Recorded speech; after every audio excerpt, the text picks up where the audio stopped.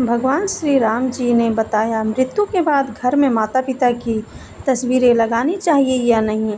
सुनिए यह कथा और हो जाइए भवसागर से पार। दोस्तों, भगवान श्री राम जी कहते हैं कि माता पिता हमारे प्रथम देवता होते हैं। उनका प्रेम, त्याग और आशीर्वाद हमारे जीवन की सबसे बड़ी संपत्ति है। परंतु जब वे इस संसार से विदा ले लेते हैं तो लोग उनकी स्मृति में उनके चित्र अपने घर में लगाते हैं। ऐसे में यह प्रश्न उठता है कि क्या मृत्यु के पश्चात माता पिता की तस्वीरें घर में लगानी चाहिए? क्या इसका कोई आध्यात्मिक प्रभाव होता है? आइए जानें भगवान श्री राम जी इस विषय में क्या कहते हैं। आज की इस अलौकिक कथा में भगवान श्री राम जी स्वयं एक भक्त को इस रहस्य से अवगत कराते हैं। यह प्राचीन समय की बात है। एक दिन देवर्षि नारद पृथ्वी भ्रमण पर निकले थे। तब उन्होंने देखा कि कुछ लोग किसी मृत्यु व्यक्ति की चिता के पास खड़े होकर रो रहे हैं और मन ही मन दुखी हो रहे हैं। कुछ समय बाद उस मृत व्यक्ति के परिजनों ने उसका चित्र अपने घर में लगाया और उसके समक्ष बैठकर उसे स्मरण करने लगे। यह दृश्य देखकर देवर्षि नारद आश्चर्यचकित हो गए और सोचने लगे, जिस व्यक्ति की मृत्यु हो गई है उसके परिजन उसके चित्र को घर में क्यों लगा रहे हैं? वह अब इस संसार से मुक्त हो गया है, फिर उसके चित्र का घर में क्या प्रयोजन? क्या ऐसा करने से मृत व्यक्ति की कृपा प्राप्त होती है या इसका कोई और अर्थ है? देवर्षि नारद इस दृश्य को देखकर कुछ समझ नहीं पाए। अपने प्रश्नों के उत्तर पाने के लिए उन्होंने भगवान श्री हरि विष्णु जी के लोक वैकुंठ की ओर प्रस्थान किया। वहां पहुंचकर देवर्षि नारद भगवान श्री हरि विष्णु जी को प्रणाम किया। भगवान विष्णु जी ने देवर्षि नारद को देखकर समझ लिया कि आज वे किसी संदेह को लेकर पधारे हैं। तब भगवान विष्णु बोले, हे ब्रह्मानंद देवर्षि नारद, आपका वैकुंठ लोक में स्वागत है। बताइए, आज किस उद्देश्य से आप यहाँ पधारे हैं? कौन सी चिंता आपको व्यथित कर रही है? निश्चित ही आज आप किसी शंका के समाधान हेतु यहाँ आए हैं। भगवान विष्णु जी की वाणी सुनकर देवर्षि नारद ने कहा, हे प्रभु, आज मैं आपसे यह जानने आया हूँ कि पृथ्वी पर जब किसी व्यक्ति की मृत्यु हो जाती है तो उसके परिजन उसका चित्र अपने घर में क्यों लगाते हैं? क्या ऐसा करना उचित है? ऐसा करने से परिजनों को क्या लाभ होता है? क्या मृत व्यक्ति का आशीर्वाद उन पर बना रहता है? देवर्षि नारद की बात सुनकर भगवान श्री हरि विष्णु जी बोले, हे देवर्षि नारद, आज आपने एक अत्यंत महत्वपूर्ण प्रश्न पूछा है। आपके इस प्रश्न के उत्तर में समस्त मानव जाति का कल्याण छिपा हुआ है। अतः हे नारद, मैं आपको इस प्रश्न का उत्तर एक अलौकिक कथा के माध्यम से देता हूँ।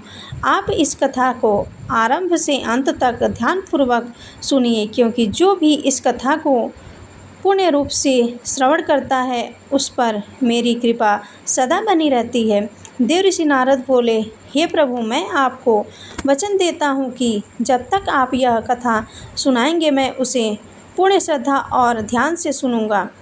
कृपया अब मुझे वह कथा सुनाइए। तब भगवान श्री हरि विष्णु जी कथा आरंभ करते हुए बोले, हे ब्रह्मानंदन देवर्षि नारद, यह कथा समस्त संसार का कल्याण करने वाली है। यह बहुत प्राचीन काल की बात है, जब भारत में रामदास नामक एक युवक रहता था। रामदास भगवान श्री कृष्ण का परम भक्त था। वह सदा सच्चे धर्म का पालन करता और अपने माता पिता की सेवा करता था। समय धीरे धीरे बीतता गया और वह अपने माता पिता के साथ एक सुखमय जीवन व्यतीत कर रहा था।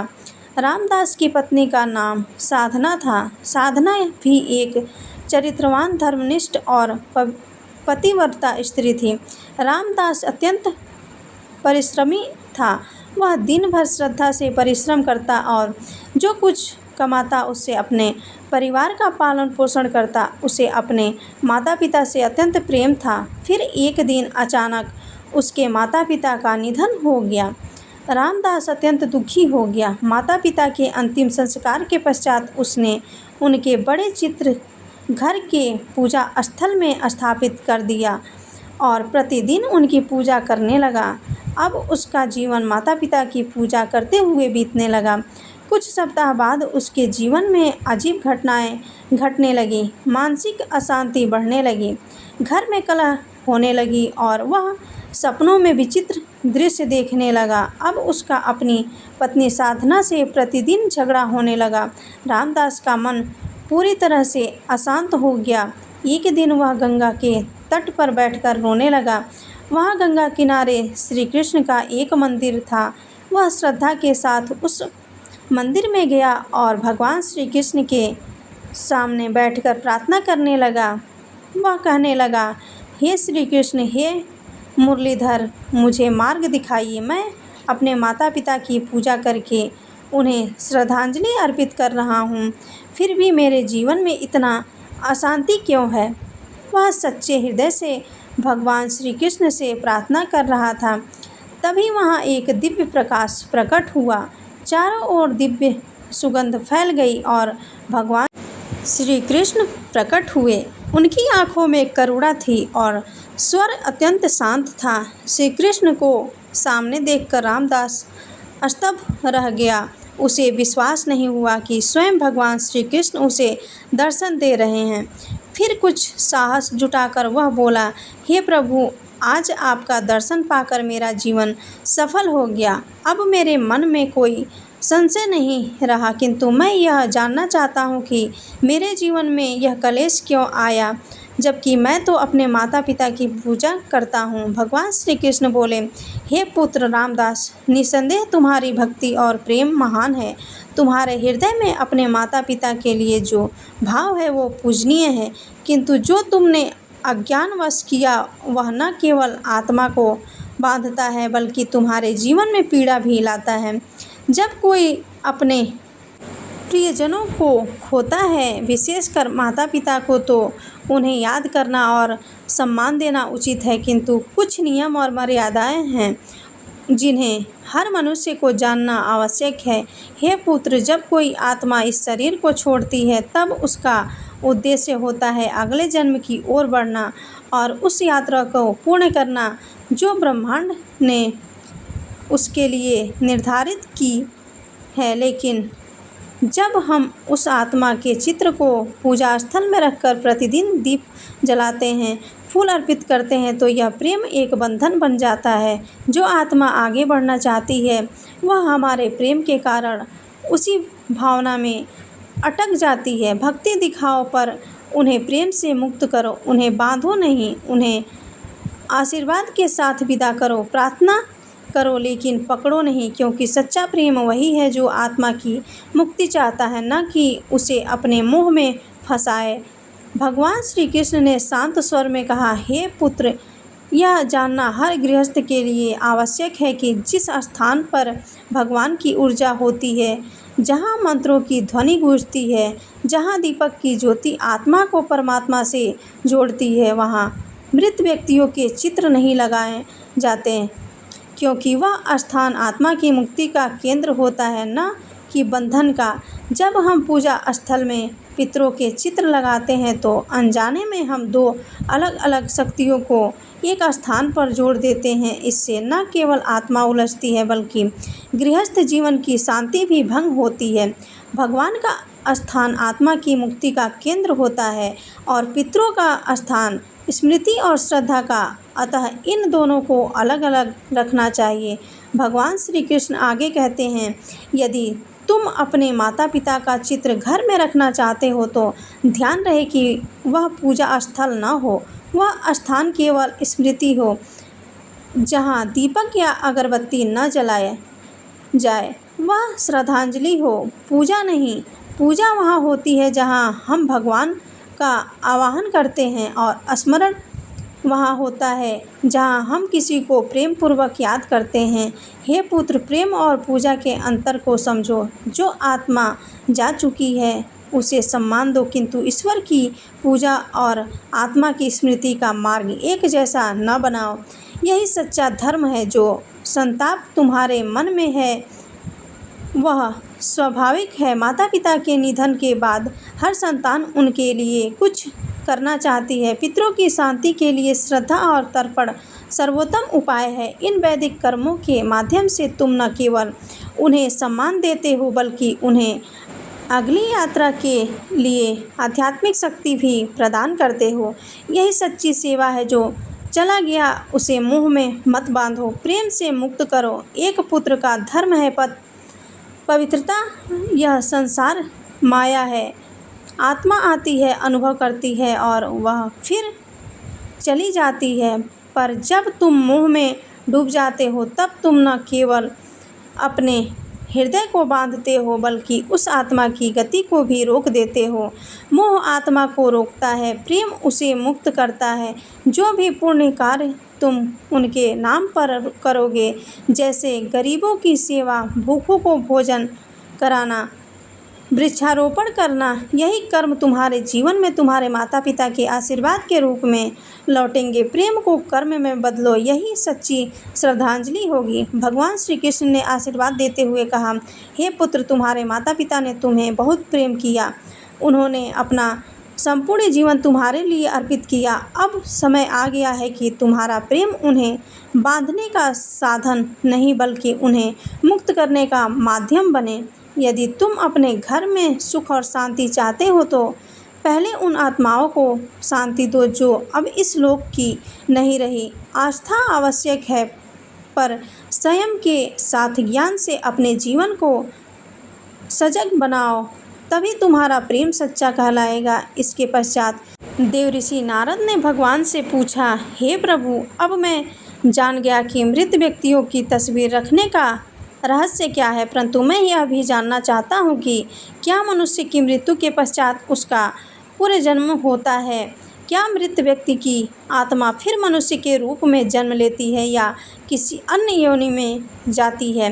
तब भगवान श्री हरि विष्णु जी बोले, हे देवऋषि नारद, जब आत्मा मृत्यु के बाद नए शरीर में प्रवेश करती है तब उसे पूर्वजन्म कहा जाता है। यह पुनर्जन्म कब और कैसे होगा, यह कई बातों पर निर्भर करता है। पुनर्जन्म के 3 मुख्य कारण होते हैं। नंबर 1, संचित कर्म, पिछले सभी जन्मों के कर्मों का भंडार। नंबर 2, प्रारब्ध कर्म, वर्तमान जन्म में जो सुख दुख मिलते हैं वे पूर्व जन्म के कर्मों से निर्धारित होते हैं। नंबर 3, क्रियमाण कर्म, इस जन्म में जो कर्म किए जाते हैं वह भविष्य के जन्मों को प्रभावित करते हैं। जब मनुष्य मरता है तो उसकी आत्मा तुरंत पूर्व जन्म नहीं लेती। यह आत्मा 3 चरणों से गुजरती है।